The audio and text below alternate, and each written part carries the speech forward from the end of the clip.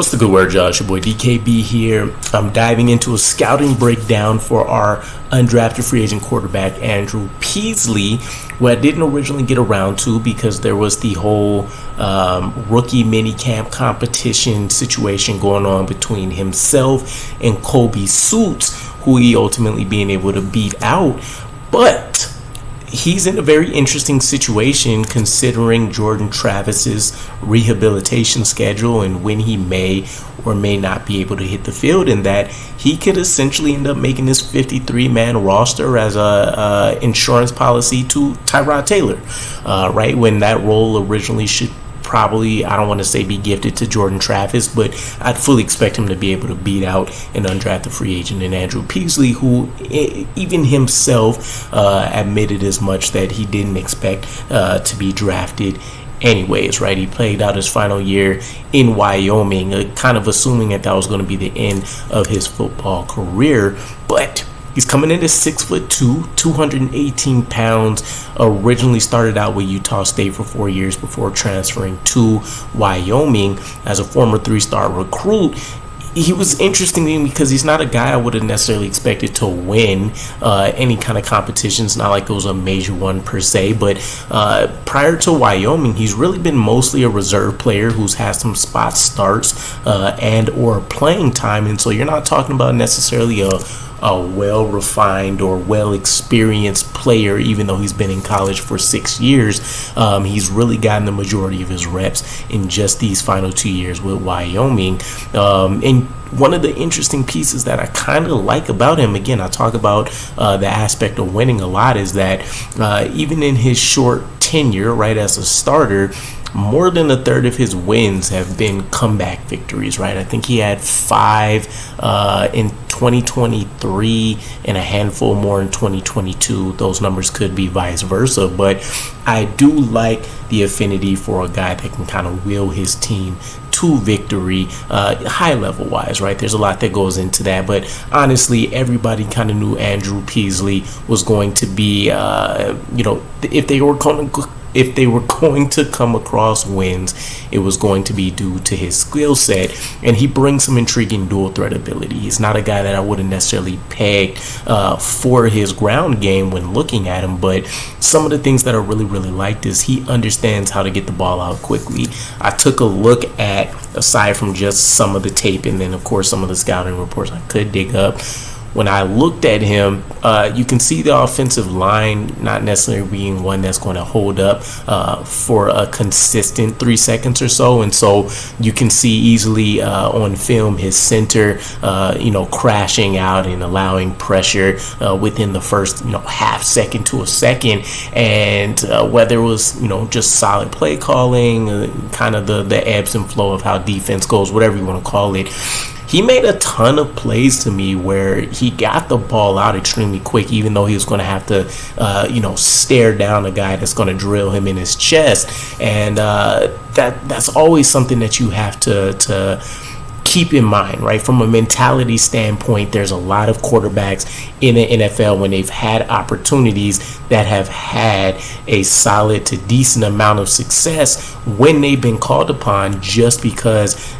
mental fortitude for one, and also just other elements of having that mental acuity when it comes to the game of football. So love that he's willing to take the big hit to complete a play, right? And there's a ton of plays out there on film as well where his guys didn't even end up making the play for him, right? They hit him in the hands and they dropped it, or somebody was able to kind of swipe a ball out last second. But honestly, a ton of those balls hit their guys in the numbers or on the hands where they needed to. It wasn't a crazy play where they had to reach super far behind them or not. So not the strongest receiving core or anything across from him. That's something that I also was keeping in mind. But looking at him, speaking of his dual threat ability, he doesn't have elite acceleration right out of the gate, but there's a bit of a giddy up, right? If you want to talk about like a car going from 0 to 60, once he hits about his second gear, you can see him moving. That frame really starts to look like it could cause a problem for a linebacker or cornerback safety that's trying to tackle him. But he has a fair amount of, finesse-like running ability. He can put his shoulder down and do some things, but I'm honestly intrigued by how I've seen him be able to run away from some guys, but also in the midst of just trying to stare down, making a play down the field, he sensed a lot of the pressure around him, and he'll get out of there in a hurry when it absolutely makes sense. The sneaky speed, the running back like vision in the open field is going to be a plus for him. And overall, I just get the feeling that he has a game manager like ability that we could rely on in an emergency situation, right? And I don't want that to be super high praise. I just mean I don't think he'll be a detrimental piece of what happens for the New York Jets in whatever situation we end up seeing him on the field for in a regular season game. Ideally, it doesn't come down to that, right? But between the fact that he can go out there and get skittish on the ground, he can make plays within the first 2 seconds if things are breaking down, and he has this plus elusiveness about him. I like the way his footwork is put together when he's also having pressure, right? There's that slide. I'm going to say a lot of stuff on here that maybe sounds like high praise, but Tom Brady was a guy that used to frustrate me a lot because when you're watching him play in real time, you can see a guy that, if it's anybody else, it should be a sack, right? And Tom Brady would take that half-foot step to the left or climb up a bit, move back, bounce to the right, whatever it ended up being. It was very small, minuscule movements on film, but it bought him all the extra time in the world. And a guy just blows right past him, whatever it was, for him to get that extra half second in order to sling the ball wherever he's going to. And I kind of see that a little bit with Andrew Peasley. Obviously not super consistent or anything like that, but just something to keep in mind. In terms of some worries with him, the injury history is lengthy. AC sprain. He's had some broken ribs, which I don't think ever got confirmed, but it's out there. Hip issues, knee issues, and then he's also had a pretty consistent injury history even going back to high school. So you wonder about his ability to hold up even though he's packing almost a 220-pound frame. Probably could throw a little bit more on there, but I won't even say it's all on his running style, right, or him being a dual threat quarterback. He just seems like he's been on the unfavorable side on some of these hits and what the outcome ended up being. Taking a look at his arm strength, I'm not necessarily wowed. There's a couple factors here, right? One, Wyoming didn't really operate a system that allowed for a ton of downfield throwing. In fact, I seen an interview where him and his top weapon, and I think the name was like Arnistis something, but nonetheless, they were essentially begging their coaches week after week after week to at least let them open up the game with a deep shot, and that never really ended up materializing. But you can see some of his balls get caught up in the wind, and we're talking about stuff that's intermediate level or less. When you see him, to me, it's not a guy where you talk about like a Patrick Mahomes, a Josh Allen, some of these guys with cannons where it's a flick of the wrist and that thing's going 70 yards. He can be throwing a 15 to 20 yard, out route or something along those lines, but something in that yardage, and it just looks like he's having to throw half of his body into it to get it on target.